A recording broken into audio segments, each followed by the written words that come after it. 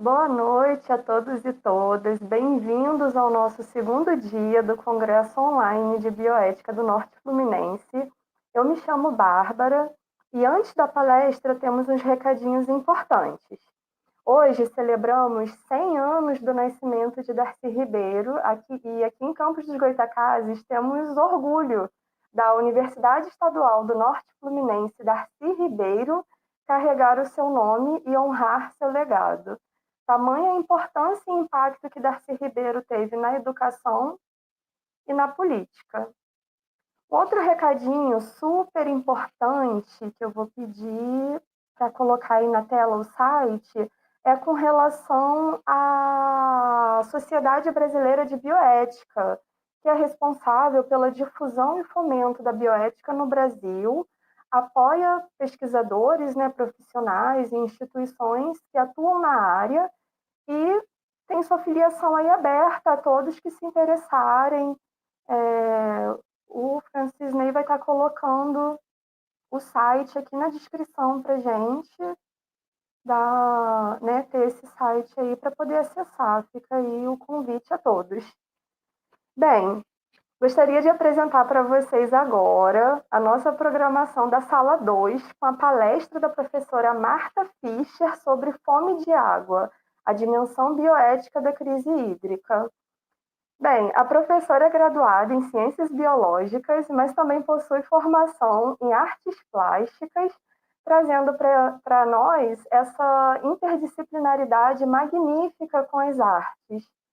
Ela fez seu mestrado e doutorado em Zoologia pela Universidade Federal do Paraná, com pós-doutorado em Ecologia Química. Foi coordenadora do Comitê de Ética no Uso de Animais e leciona no curso de Bioética da PUC Paraná. Atualmente é professora titular da PUC, na PUC Paraná, com suas atividades e pesquisas voltadas para questões bioéticas no cuidado com o ambiente e diversidade, atuando como coordenadora do grupo de pesquisa bioética ambiental. Gostaria, primeiramente, de agradecer a nossa assistência técnica, hoje com Francis Ney, e de passar a palavra para a professora Marta, deixando já minha gratidão por tê-la aqui conosco e por ter aceito o nosso convite para a palestra de hoje. Fique à vontade, professora. Olá, boa noite a todos. Eu que agradeço, a oportunidade de estar aqui, começando, esse novo empreendimento de vocês, junto com a Bioética, e firmando mais essa parceria, da universidade de vocês, com a gente aqui na PUC, enriquecendo, um contribuindo com o outro, isso é muito importante, essa colaboração toda. Beleza, é uma honra, professora, poder estar aqui com você e estar assistindo sua palestra. Eu sou sua fã, também sou bióloga e também tenho um pezinho nas artes. Ah, é? E na bioética também, né? E Que é agora na outra. bioética. Perfeito. Então, Francisney, hoje, pode colocar aí para gente já o slide, e aí eu vou passando aqui, pode ser, professora? claro, vamos conversando aqui. Então, hoje a minha ideia é trazer uma reflexão, vamos dizer assim, diferente, é a primeira vez que eu torno público esse projeto nosso. Ele veio de um artigo que em breve vai estar publicado, mas ele traz uma. A gente trabalha com a questão da água há bastante tempo, a gente já tem inúmeras produções com isso, dentro da bioética, trabalhando uma questão até uma área que a gente pretende também fortalecer, que é a bioética das águas, sensibilizado, por toda essa questão, toda essa crise hídrica que a gente vem passando, por toda essa inserção, de todas as vulnerabilidades, relacionadas com a acessibilidade à água potável, em todas as dimensões, E, diante disso, a gente propôs uma nova linha de reflexão, vamos dizer assim, é um conceito que a ideia é a gente aprofundar mais a discussão, além do óbvio da crise de água que afeta todo mundo, da estiagem, da possibilidade de não ter água para o futuro, ou da contaminação das águas, para além disso, Então, a gente pensou nesse termo, né, fome de água. No primeiro momento, né, parece que teve um erro de semântica aqui, né? Como assim fome de água? A gente tem sede de água, né? E a sede, usando, né, a expressão, que significa que há ali uma deficiência de hidratação a ponto que pode comprometer o bom funcionamento fisiológico desse organismo, né? Mas a gente quer ir além da sede de água, a gente tem fome de água, né? Nesse sentido, pensando essa necessidade que a gente tem de uma dimensão maior do que significa a falta desse elemento químico, né? Que sustenta toda a forma de vida nossa, né, no nosso planeta, e que traz muito mais significados que apenas, né, o fisiológico, né? Ela traz significados sociais, espirituais, estéticos, né? Psicológicos, né? Mentais também. Então, a gente sabe hoje que a gente precisa olhar para essa nossa relação com a água sobre uma perspectiva também ética, né? E provavelmente e bioética, né? E provavelmente uma deficiência de comunicação entre todas essas áreas, né? Esses atores, né? Que atuam, né? Nesse segmento de mitigar o que a gente, né? Ocasionou aqui é que talvez esteja atrasando a gente numa tomada de decisões mais certeiras, né? Porque a própria questão que a gente está vivendo hoje, né? Da mercantilização da água e até uma previsão que alguns teóricos, alguns pesquisadores tinham no início do século, ou ali na década de 70, mais ou menos, né, foi um momento que se refletiu bastante, que haveria um momento em que as guerras seriam motivadas pela água, né? Alguns filmes, né, também abordaram isso, já muitos filmes, na verdade, abordaram isso. A gente está começando a viver agora, né, em que a gente falava, eu lembro que há um tempo se dizia assim, nossa, em algum lugar no mundo a água é mais cara que a gasolina, né? Mas esses dias mesmo a gente estava refletindo aqui, um professor falou que ele comprou estava comentando, né? Comprei uma garrafinha de água ali, paguei R$ 3 por 500 ml. Então, se eu comprar 2 garrafinhas, 1 litro, dá R$ 6. R$ 6 é mais do que 1 litro de combustível, de gasolina, né? Então, acho que a gente já chegou nesse momento que, de fato, né, a água engarrafada, né, a água que a gente compra já está mais cara, né? E a gente precisa refletir sobre isso. Até nessa imagem, né, que eu coloquei aqui para abrir, né, essa fala, essa reflexão, eu coloquei aqueles cristais de água, né, de um experimento bem antigo, em que os cristais a água, quando ela era submetida a palavras, né, positivas, ao ser congelada essa água, ela formava esses cristais super bonitos, né? E ao ser submetidas a palavras negativas, ou ela formavam cristais deteriorados, né? E a partir desse experimento, uma reflexão, né? Se nós somos 75% de água, né? Qual que é a conformação, né, dessa molécula que a gente quer circulando, né, por dentro da gente, né? Então, só uma reflexão que eu acho que junta também com uma outra perspectiva que eu acho bastante interessante, que o fato de toda a água que a gente tem hoje no planeta, né? Toda a água que a gente tem no planeta, mesmo uma água, mesmo considerando as contaminadas, né? Toda a água que a gente tem no planeta, ela é a mesma, desde quando o planeta Terra surgiu, né? Não se mudou. Essa água, ela simplesmente, ela é um elemento químico que ela vai perpassando pelos corpos, pelo planeta, né? Ela passa do corpo de uma planta para um corpo de animal, que passa para um corpo de outro animal, que volta para a terra, que volta para o ar. Então, ela é um elemento químico fantástico, né? Ela está no subterrâneo, ela está nos rios, ela está no ar. Então, é um elemento químico que vai passando pelos corpos e para mim, eu acho assim, muito incrível pensar que a água que está no meu corpo hoje, agora, nesse momento, daqui a pouco não vai estar mais, ela vai estar em outro lugar, ela não vai ficar retida aqui no meu corpo. E pensando também que essa molécula de água que hoje está no meu corpo foi parte do corpo de uma outra planta, de um outro animal, de uma outra pessoa, ao longo da história, né?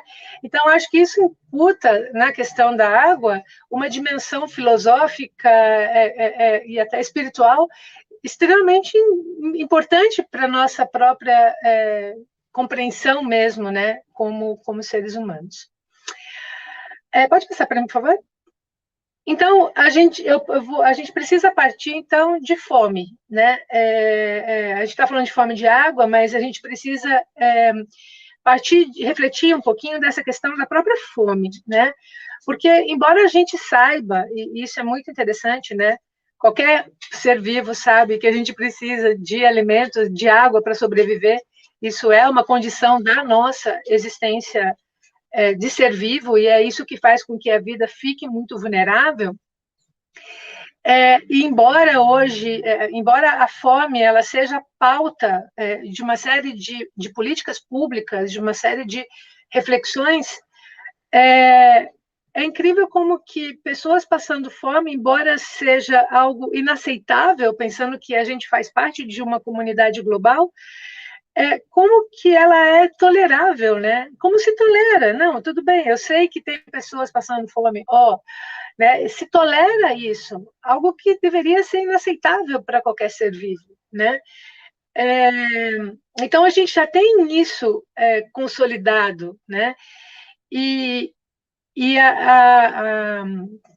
passa mais um para mim, por favor. Acho que estava no outro, senão eu vou acabar me perdendo. Acho que eu estava no próximo. Isso, era aqui que eu já estava. E eu parto de uma obra muito interessante da doutora, de uma nutricionista, que também é bioeticista, a doutora Caroline Rosanelli, Fila Rosanelli, que ela tem um livro que chama Fomes Contemporâneas. É um livro que tá disponível online, se alguém tiver interesse, muito interessante, em que há ali uma coletânea, né, de autores trabalhando com diferentes tipos de fome, né? E ela traz muito essa questão de que ela representa, né, essa fome contemporânea, ela é uma arma que mata, né, como ela mesma coloca, né, ela é uma arma que mata silenciosamente por falta e por excesso, né, englobando um amplo espectro de acepções para designar necessidades, carências, privações, desejos, expectativas, valores éticos e estéticos, tanto no plano material quanto no plano imaterial. Isso é muito interessante, porque a gente vê isso na questão da fome, mas a gente consegue transpor isso também para a questão da hidratação. E lógico, né, considerando que não existe produção de alimentos sem água, né? Obviamente eles estão conectados, né? Quando a gente fala de fome, existem dois tipos de fome, né? A estrutural, que é aquela que vem por conta de uma produção insuficiente, né? E vai acabar violando a soberania alimentar de um povo. A gente tem aquela conjuntural, né, que é aquela que vem por conta de eventos ambientais ou por conta de guerras, né, e isso acaba trazendo a questão da fome para um aspecto político, né, e econômico, né, o que é extremamente preocupante, né, tendo em vista que isso é o que vai determinar quem vive ou quem morre, ou quem vive com melhor ou com pior qualidade de vida, né. Pode passar, por favor? Aí, agora, no segundo momento, a gente pensa na sede, né? Na questão da água. Então, a água, ela também encontra esse paralelo com o alimento. Então, a insuficiência, né, ou abstinência da água, ela também vai trazer essas mesmas perspectivas. E a água, ela tem, justamente por essa natureza fluida, o fato dela não ser renovável, universal, essencial, temporal, global, né? Como eu tinha falado. Exato. E essa é uma outra questão bem interessante também. Frutas que são, até o pessoal existe uma linha que fala até de um tipo de sequestro de água, né? Quando a gente exporta, por exemplo, frutas nossas daqui do Brasil para outro lugar, junto com essas frutas, até com os alimentos, estão indo a água também. Então, a água, ela está aqui, ela pode ser uma água daqui, mas daqui a pouco ela está lá, em outro lugar. Então, ela tem essa capacidade, essa fluidez de se deslocar pelo globo também. Então, a gente tem lógico, né, um impacto muito grande em decorrência do próprio processo de urbanização, né, mas a gente também vê como que o desenvolvimento tecnológico, né, e o mau uso dessa água acabou acarretando em todos os problemas que a gente tem, né, aqui, fazendo com que ela transpusesse desse valor que vital, né, para valores mais amplos, né, para valores sociais, enfim, para valores muito, muito mais amplos, né. E aí a gente tem um marco, né, podemos dizer assim, em termos de reflexão, que é a nossa Declaração Universal de Bioética e de Direitos Humanos, que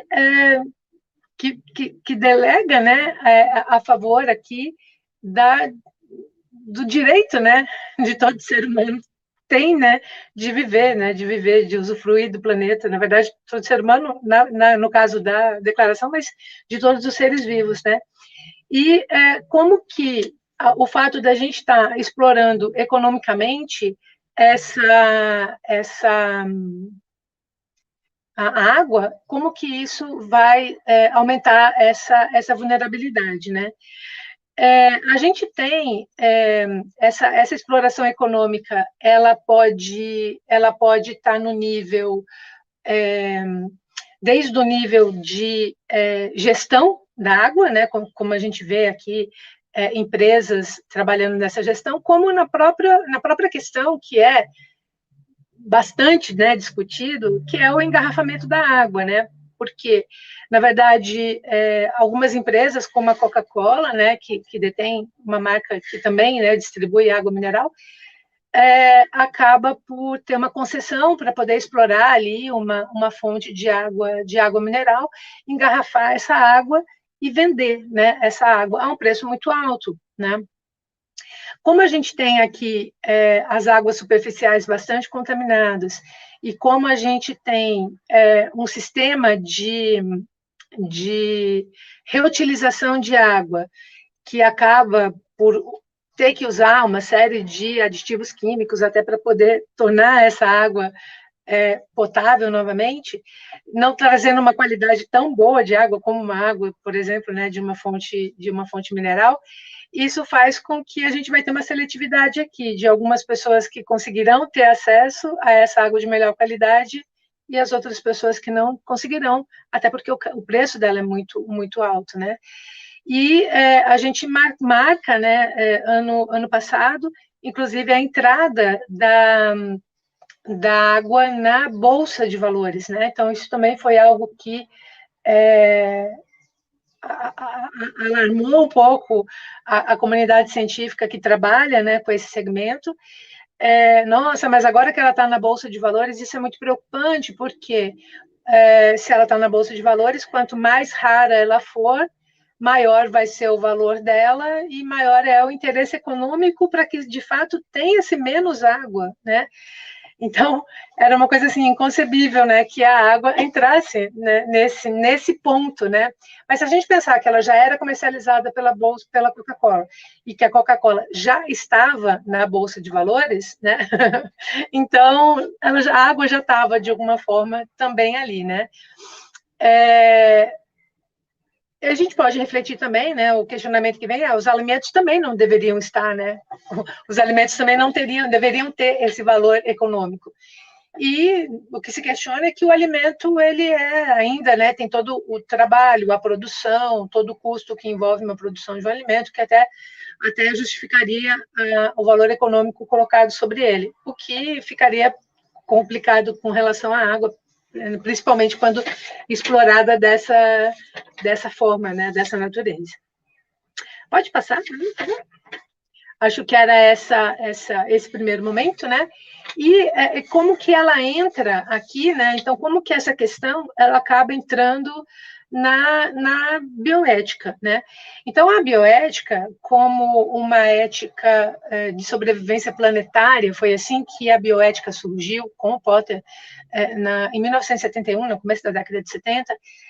Ele, na verdade, ele era um bioquímico que trabalhava com câncer, mas que era muito interessado por essas questões ambientais e que estava muito envolvido ali com todos esses movimentos ambientais que ocorreram no início da década de 70, e ele pontuava, né? Então, lá na imagem que ele tinha do futuro, né?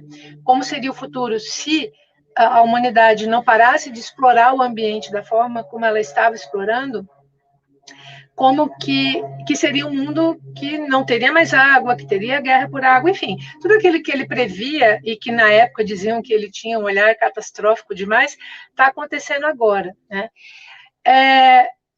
Desde então, a bioética acabou se fortalecendo bastante na área clínica e ela volta agora com a bioética ambiental, retomando, né, essa perspectiva ambiental da bioética, só que numa situação bem diferente do que na época do Potter, porque naquela época ainda atitudes mitigatórias ainda seriam possíveis, né?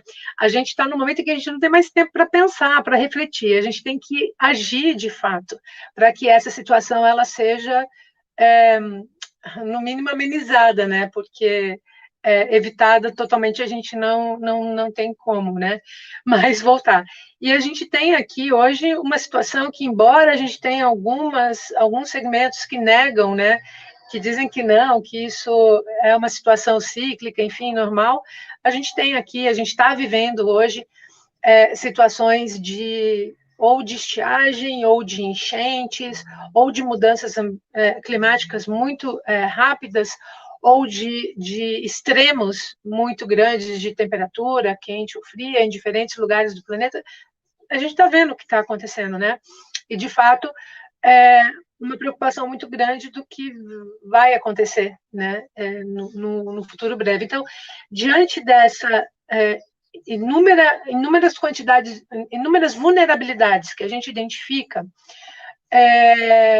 e no fato de a gente ter pessoas que estão tomando decisões e que essas decisões estão acentuando essas vulnerabilidades, é que a bioética encontra um campo para incluir as águas, né, em suas pautas, em suas agendas, né, não só de discussão, porque agora a gente não tem muito tempo mais para discussão, mas de ação mesmo, né, de uma ação imediata, certeira, para que a gente possa fazer alguma coisa de fato. Então, ela tem que sair desse teórico, urgente, e fortalecer esse segmento que a gente, né, vislumbra, que é a bioética das águas, auxiliando, então, nas decisões que estão sendo tomadas, tanto no nível individual, como no nível social, coletivo, como no nível das instituições. Pode passar, por favor. Esse fluxograma aqui é o nosso desenho, né? É o desenho dessa inserção da água na bioética, né? Então, ela tem esses 3 vetores, né? Que são os direitos humanos, que vem com essa, com uma soberania alimentar e uma segurança hídrica, uma segurança sanitária também, envolvida com esses direitos humanos, né? Então, a questão da água, ela ultrapassa a questão da água em si, ela vem por toda a questão de saneamento básico também, esgoto, enfim, né, o acesso à água potável. A gente tem ali a questão da vulnerabilidade, né, que vem tanto com a crise hídrica quanto com a crise sanitária, e a questão da bioética, que com suas diferentes linhas reflexivas, teóricas, enfim, ela auxilia nessa tomada de decisão, né? E a gente tem ali as dimensões, né? Que é uma dimensão individual, uma dimensão coletiva e uma dimensão institucional. Então, como eu estou falando, como a gente está falando de um bem que é um bem comum a todos, né? De interesse de todos, essas decisões elas não podem ser decisões simplesmente individuais, né? Inclusive, a gente tem detectado isso na nossa pesquisa, que isso é um fato preocupante, porque quando uma pessoa, né, como cidadão, fala assim, eu faço a minha parte, já diminuí o meu banho, né, de 10 minutos para 5 minutos, e estou ok, estou tranquilo porque eu estou fazendo a minha parte, isso é muito problemático, porque isso não resolve o problema de uma coletividade, né, porque como eu já pontuei, a água, ela é atemporal, a água, ela não tem dimensão, não tem limites, barreiras geográficas, elas não têm limites de corpos, então não tem essa decisão, ela não tem como ser individual, ela tem que ser uma decisão que seja coletiva e que seja institucional também. A gente tem diferentes aqui dimensões que precisam estar alinhadas para que dê certo. Pode passar, por favor? Então, no primeiro vetor aqui, a gente tem a superação da forma de água como um direito humano, né? E a gente tem diferentes documentos, né, que acabam apoiando. A gente tem políticas públicas, sim, né, a gente tem importantes documentos, sim, e, aliás, documentos bastante antigos, né, porque se a gente pensar na Declaração Universal dos Direitos Humanos, ela tem 70 anos, né, e lá, essa declaração, ela já colocava aqui o direito do ser humano, né, direito de todo ser humano, acesso a alimento e a água, né? Então, há algo que não poderia estar sendo ali deixado de lado, né? Principalmente quando essa água também vai envolver doenças, transmissão de doenças, como a gente viu, inclusive na pandemia, a vulnerabilidade de alguns grupos sociais, até no controle da doença por conta de uma inacessibilidade a essa água, né? A gente tem no Brasil, na nossa Constituição, na verdade, a gente tem a própria, a gente tem até a inserção dela dentro do contexto da nossa Constituição, né? Também esse direito a uma alimentação saudável. E a gente tem agora, mais recentemente, não tão mais recentemente, mas muito forte, né? E está muito forte agora nesse momento, que são os ODS, né? Então, os objetivos do milênio, né, anteriores aos objetivos sustentáveis do milênio, eles já colocavam a fome como uma meta, agora eles reforçam a fome, né, a extinção da fome, a eliminação da fome no mundo, como uma meta sendo comprometida pelos países, né? Ela é um compromisso internacional de acabar com essa fome.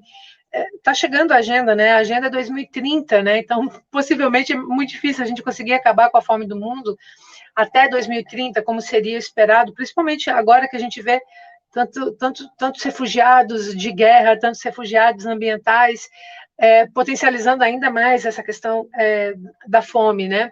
Mas a gente tem esses documentos que acabam trazendo esses balizadores, né?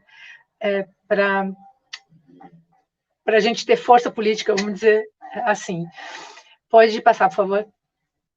E dentro da bioética, a gente encontra assim, um respaldo bem interessante, que é de associar a essa fome de água ao que a gente entende por saúde global, né? Isso é bem interessante, porque a gente entende a saúde global de qualquer ser vivo nessas dimensões, né? Ela é uma saúde que tem que ser física, mental e espiritual. Se alguma delas estiver em deficiência, vai afetar a outra, né? Ela é uma saúde que tem que ser uma saúde individual, coletiva e ambiental. É a mesma coisa, está tudo interligado, uma coisa com a outra, né? E ao mesmo tempo que ela é uma questão local, ela tem um interesse global. Então essa saúde global, ela é algo muito mais amplo, né? Então, para se manter isso, a água ela vai permear todas essas dimensões, né? Em todos os contextos, extrapolando muito essa questão apenas da hidratação, né? Ela é bem mais ampla, né? Pode passar, por favor. E a gente tem essa outra, né, esse outro aspecto que é a soberania alimentar, né, e a própria segurança, né, segurança hídrica e a segurança sanitária, passando por diferentes instituições ou aspectos, vamos dizer assim, né? Então a gente tem, obviamente, a questão da indústria agrícola, né? A indústria agrícola hoje é a indústria que mais usa a água, né? Ela tem é, uma porcentagem muito maior comparativamente com os outros segmentos. A gente entende, obviamente, porque essa água ela é necessária para se produzir esses alimentos, né? No entanto, se questiona muito ali que a própria uma agricultura, será que a agricultura como ela é hoje, ela é sustentável, né? Será que de fato essa agricultura ela não está contribuindo para uma perda de solo, para a inserção de produtos tóxicos dentro do sistema, com foco na maximização dessa produção, acaba colocando muitos animais em situações de extrema vulnerabilidade, quebra essas conexões que existem com os ecossistemas, acabam dizimando florestas, interrompendo ciclos ecológicos, desperdiçando água, desperdiçando alimentos, né? Então, o questionamento também dessa indústria, não como não necessária, mas questionando o seu sistema, né? Como ele é hoje, como que ele poderia ser mais sustentável, né?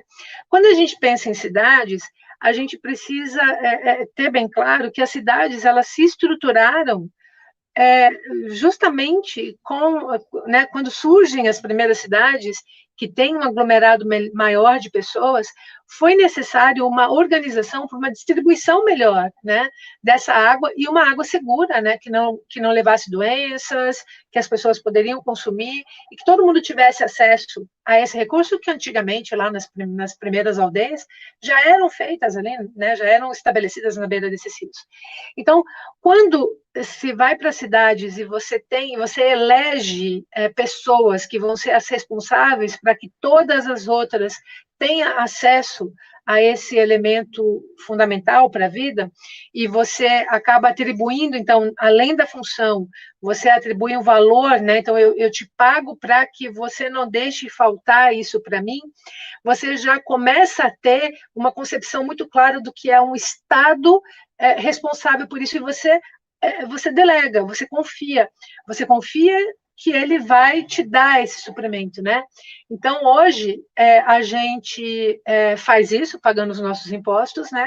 Então, esperando que esse dinheiro seja investido numa infraestrutura que vá atender o próprio desenvolvimento das cidades, os aumentos das cidades, e que eu pago o imposto, eu tenho esse produto, eu tenho esse elemento, mas que eu possa pagar o imposto de forma que, se aquelas pessoas mais pobres não terem, possa se garantir isso para ela também. Então, quando o Estado ele está à frente da gestão desse recurso, ele está servindo o cidadão, né? Quando a gente privatiza, né, quando há uma privatização desse serviço, então é o serviço, desde o serviço de captação dessa água, do transporte, né, da distribuição dessa água, aí depois captação do esgoto, da água que foi utilizada, o tratamento dessa água e a colocação dela novamente nesse ciclo, né, nesse ciclo que não deveria ter desperdícios, né? Porque se esse ciclo não tivesse desperdícios, a gente não precisaria ficar captando tanto água, né? Ela continuaria nesse ciclo, mas há uma perda muito grande, uma perda de 40% desse recurso, principalmente, não só pelo desperdício, que o desperdício urbano é o menor, né? Mas em uma infraestrutura obsoleta, por encanamentos que permitem vazamento, enfim, né? Então, quando vem uma empresa fazer isso, né, o primeiro setor fazer isso, e a alegação é de que, de fato, ela poderia promover uma modernidade melhor no sistema, mas aí eu já não tenho mais o serviço pro cidadão, é o serviço pro consumidor, né? Então muda-se as relações, né? E aquele cidadão que não tinha o recurso que poderia ser dividido entre todos, acaba ficando mais difícil quando a gente está falando de um sistema econômico no qual o lucro é o que vai permear, né, essas decisões, né? Então é muito mais difícil essa injeção.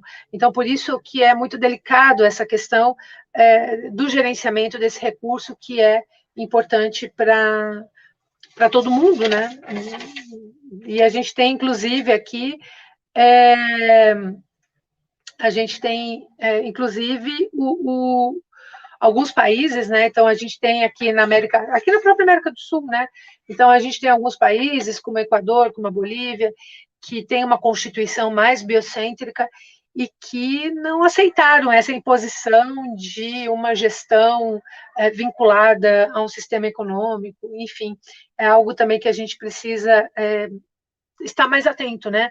Então, como cidadão e como corresponsável, né, por esse elemento vital, a gente também estar mais atento a esse processo de gestão, né, que está acontecendo. E, lógico, a gente não tem como não falar dos excessos, né? E eu acho muito interessante esse paralelo até que eu faço ali, que a gente faz, né, no nosso grupo de pesquisa com o Fomes Contemporâneas, é que ali também ele trabalha a própria obesidade, né, comparando com a desnutrição, que é falta e excesso, mas as duas vão causar vulnerabilidades ali, né? Então, são alimentos que não alimentam, né? São alimentos que... E é interessante porque quando a gente vê a água, quando a gente vê essas enchentes todas que tem nas cidades, né? A gente vê igualmente que é uma água que não hidrata, né? É uma água que escorre, é uma água que não é reabsorvida, é uma água que não entra pelo sistema, é uma água que não hidrata, né? E o mesmo a gente pode falar de uma água que não tem qualidade, né? Uma água que está contaminada com agrotóxicos, ou uma água que está contaminada com próprios resíduos, né, de medicamentos, né? A gente sabe que esse sistema de reaproveitamento, de saneamento dessa água, né? Ele não consegue pegar resíduos tão refinados como são esses resquícios de medicamentos, né? E tantas pessoas se fazendo uso de tantos medicamentos, né? O quanto que isso está, de fato, influenciando em quem usa, né? Quem se hidrata com essa água de torneira, por exemplo, né? A gente vê que muitas pessoas que têm poder aquisitivo conseguem comprar filtros ou comprar água mineral, né? E quem não consegue, né? Que vai precisar fazer uso dessa água mesmo, né? O quanto que a gente tem de segurança dessa água para que os nossos processos fisiológicos mínimos sejam mantidos e que haja uma saúde desse indivíduo. E sem falar da própria condição, né, das pessoas que têm de manter uma infraestrutura na sua casa por uma situação de estiagem, né, como a gente viu na crise hídrica. Então, quem tinha condições colocou caixa d'água, fez cisternas nas suas casas, enfim, consegue colocar... Professora, só um momento, Oi. da licença, só para informar aqui que a gente está com mais 10 minutinhos para... Tá bom, já estou terminando, beleza. Então, até essas pessoas que não tem, né, como fazer, como se precaver da própria crise hídrica. Pode passar, por favor. A gente tem, então, as vulnerabilidades, né? Então, obviamente, a gente tem uma vulnerabilidade individual, né, muito grande, não só no acesso de água, mas sabe que tem um ponto bem interessante que a gente vai trabalhar agora numa dissertação de mestrado nossa, que é a questão a gente tem um posicionamento médico, nutricional, enfim, que sempre diz assim, beba 2 litros de água para você estar bem, beba 2 litros de água para você estar bem, claro, né? E se repetem isso, né? E o grande questionamento é, primeiro, que água é essa que a gente vai beber? Porque se a gente beber uma água contaminada com agrotóxico, por exemplo, 2 litros pode fazer um problema maior até para o organismo, né? E um outro problema social que a gente tem com isso é que a pessoa que bebe água vai precisar eliminar essa água, né? Então, ela vai precisar fazer uso do banheiro frequentemente, né? E a questão é justamente essa, né? No ambiente de trabalho, o quanto que as pessoas têm essa possibilidade de ir no banheiro o tempo todo, ou se o banheiro é seguro ou se não é seguro, né? O quanto isso também coloca a pessoa em vulnerabilidade, né? Então, a gente fez até um cálculo, assim, por cima, né? Imagina que eu não tenho segurança na água de onde eu trabalho e eu tenho que comprar água mineral. Seria impossível você comprar uma água mineral a R$3, 2 litros todos os dias, para você tomar esse mínimo de água que seria o necessário para a tua saúde, não só física, né, que a gente sabe que uma saúde mental também, né, que o bom funcionamento do cérebro também vai depender dessa hidratação, né. A social, né, que obviamente está mobilizada ali para o funcionamento de uma sociedade, e a gente sabe hoje que a falta de água vai afetar no próprio desenvolvimento escolar, né? A gente tem, por exemplo, a gente tem hoje muitas cidades no Brasil que são classificadas como tendo 100% de acesso à água potável da população, e a gente, ou saneamento básico para todos, né? E a gente sabe que não é bem assim, né? Então, tem lugares que a gente tem torneiras comunitárias para 15, 20 famílias, né? Quando se tem. Então, isso acaba gerando um problema social, maximizando doenças, transmissão de doenças, até inacessibilidade à produção de alimentos e higienização de alimentos, inclusive, né? E a gente tem a própria questão institucional, né? Que são as decisões, as pragmáticas, né? Que são as decisões que são tomadas no campo político, no campo de gestores, né? Que são importantes aqui dentro desse contexto. Pode passar, por favor. E aí, né, dentro da bioética, para a gente fechar aqui, a gente pode ter diferentes perspectivas da bioética, e a gente, nessa reflexão nossa, a gente adotou aqui uma reflexão, a gente trouxe aqui, né, uma perspectiva da bioética de intervenção, que ela trabalha com 4 P's, né? É o P da proteção, da precaução, da prevenção e da nossa, conseguindo ver aqui, prudência, né? Então, como que dentro desse contexto ela cabe exatamente aqui, né? Porque a gente precisa estar cientes, né? Dessas novas tecnologias, né? De como que elas vão ser usadas e como que elas vão ter uma equiparidade para que toda a população tenha acesso a essa tecnologia, uma proteção que precisa saber aqui quem está sendo protegido e a que nível ele está sendo protegido, né? E como que a gente vai intermediar essa questão da autonomia do cidadão e da proteção do cidadão, porque ele precisa se entender também como agente moral dentro desse contexto, né? E uma prevenção, né? Que ela acaba indo numa questão muito mais global, né? Muito mais ampla, de uma conexão com algo que está ocorrendo no planeta como um todo, né? Pode passar, por favor. E a gente fecha com as potencialidades, né? Não poderia ser diferente, né? Como que a gente pode contribuir aqui na bioética com esse desenvolvimento, né, sustentável, com essa sustentabilidade no uso desse recurso, né? Então, sem dúvida nenhuma, esse protagonismo da sociedade civil, ele é muito importante dentro desse contexto, né? E a gente tem algumas sugestões para a inserção da bioética. Uma delas seria a gente ter um espaço de acolhimento, de escuta, de construção coletiva, né? A gente já fez algumas validações de alguns instrumentos de deliberação coletiva virtual, inclusive, né? Em que a gente possa decidir juntos, né? Isso é bem interessante, né? Que tem um peso muito grande nas tomadas de decisão, mas essa decisão não precisa ser tomada sozinha, essa decisão não pode ser coletiva. A gente pode, é lógico, né? A gente vai ter que abrir mão dos nossos interesses em alguns momentos individuais, mas com certeza que à medida que a gente vê para os valores coletivos, né, para os interesses coletivos, essas decisões acabam ficando muito mais eficazes.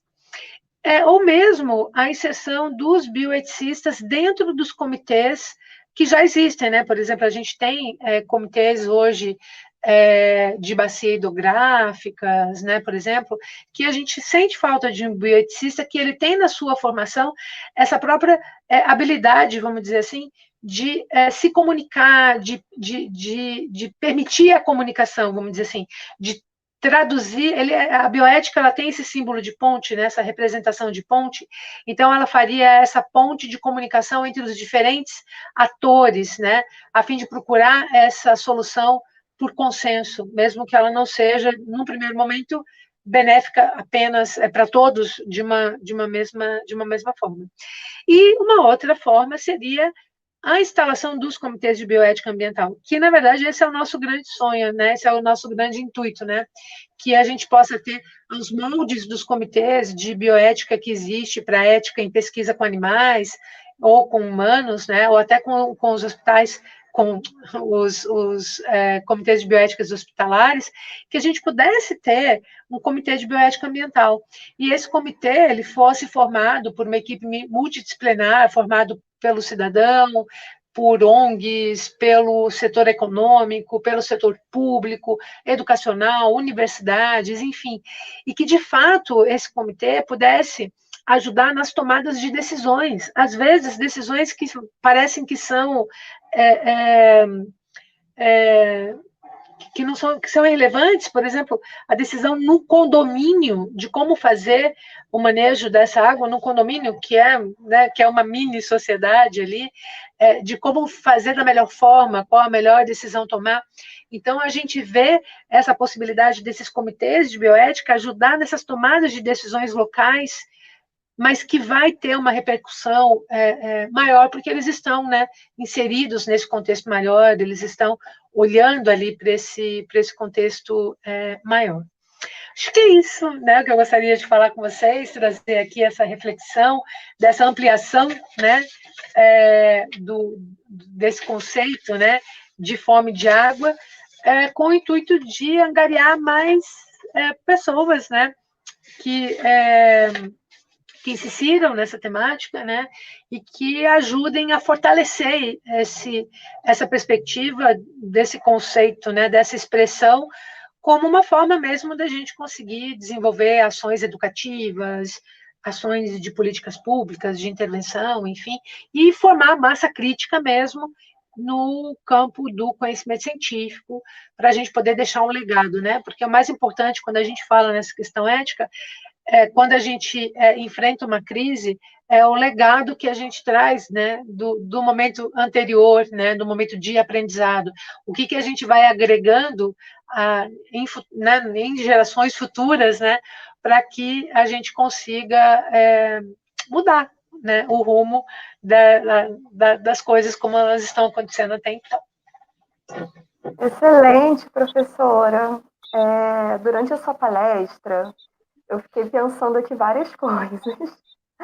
Uma é com relação à vantagem que a gente tem de estar no planeta Terra, de ser um planeta tão abundante em água, né? Tanto que lá fora, a NASA, né? Então, alguns astronautas tentam buscar água em outros planetas e não encontram.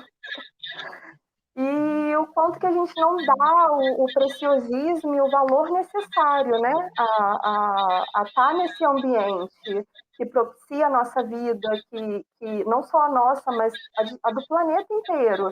Eu estava vendo um vídeo que tratava o planeta Terra como um grande organismo, né, a teoria de Gaia, da Lynn Margulis, se não me engano o nome dela, E aí eu fiquei, nossa, faz todo sentido. Óbvio, né, que à luz da evolução, né, mas faz todo sentido a gente tratar o planeta dessa forma.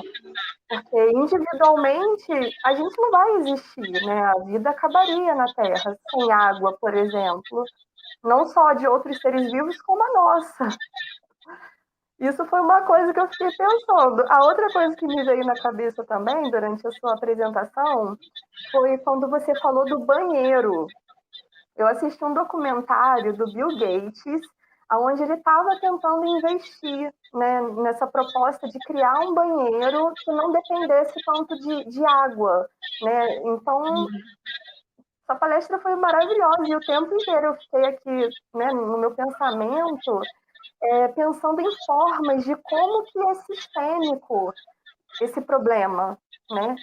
E como que é complicado da gente realmente pegar e resolver. Tem que ter um comprometimento de todos, né? De entender que se a água no planeta acabar, ou se a gente sair poluindo tudo, né? Com a quantidade dos agrotóxicos que são liberados pela agropecuária, não vai ter futuro no planeta, né? É que enquanto tiver um valor, né, a ser pago e tiver pessoas que estão dispostas a pagar, isso é complicado, né?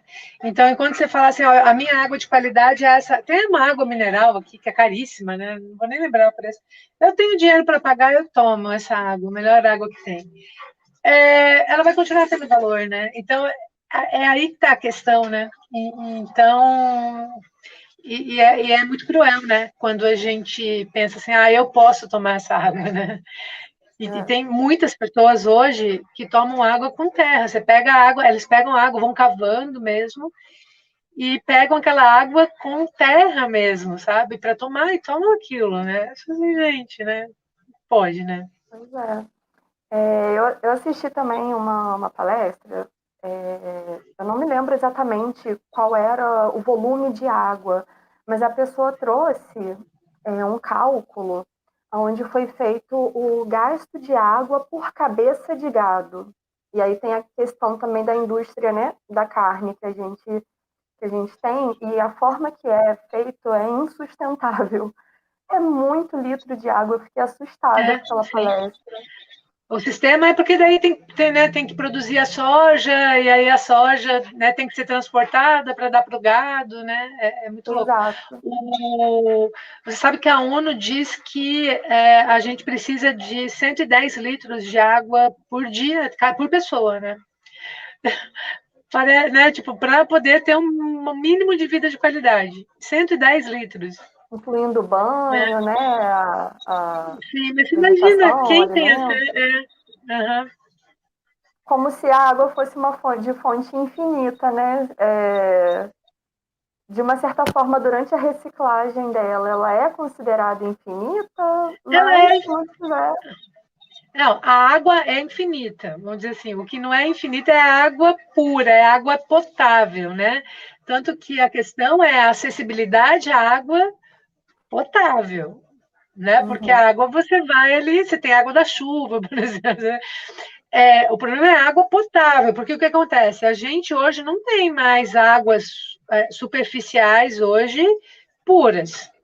E as subterrâneas, elas estão sendo contaminadas, porque eles estão cada vez mais é, indo mais fundo para pegar essa água. E cada vez que eles vão lá fundo pegar essa água, eles contaminam essa água.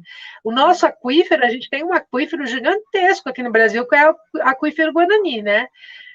Subterrâneo. Ele é assim, tem um monte de gente de olho nesse aquífero, um monte de gente de olho nesse aquífero, né? Porque é como se fosse um reservatório do mundo que está ali, né?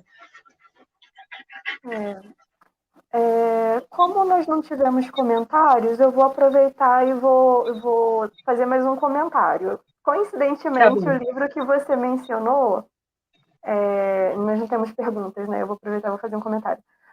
Você mencionou um livro onde foi feito fotos da forma da água, né, cristalizada ali após ser Uhum, pronunciada a palavra. Eu vi uhum, um vídeo mostrando esse livro e é incrível, é incrível. é, A palavra amor forma um desenho todo bonito, sabe? Muito bem estrutural, e aí se É o fala cristal coisas, mesmo, né? Uhum. e aí se fala palavras como fome ou ódio, forma aqueles borrão, sabe, assim, desse, não fica aquele cristal bonitinho. E é E muito você legal imagina isso isso vendo. no nosso corpo, né? Você imagina isso quando a gente passa raiva, quando a gente sente raiva ou quando a gente se estressa. Imagina que essa água toda, 75% do nosso corpo, vai ficando daquele jeito, né? Então, é uma coisa para a É, gente pensar, né? Que tipo de água que a gente quer também circulando no nosso corpo, saindo do nosso corpo, né? de uma forma meio mística, né? A água ela traz, né, esse significado de falar dos sentimentos.